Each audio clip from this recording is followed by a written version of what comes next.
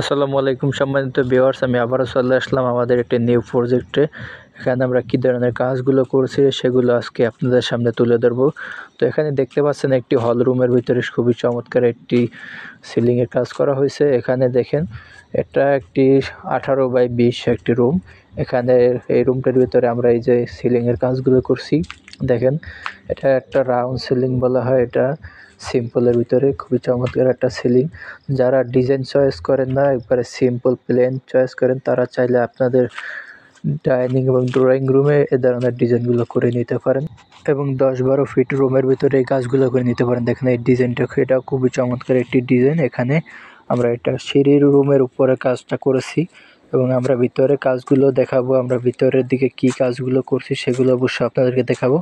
এখানে দেখেন একটি বেডরুমের ভিতরে, এখানেও খুবই সিম্পলের ভিতরে একটা খুব চমৎকার একটি সিলিংয়ের কাজ করা হয়েছে।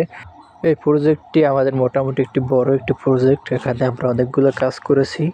এখানে 3টা ফ্লোর, পুরো 3 ফ্লোরই আমরা কাজগুলো করেছি এবং সব ফ্লোরের কাজগুলো আপনাদেরকে দেখাবো এবং নেক্সট ভিডিওতে।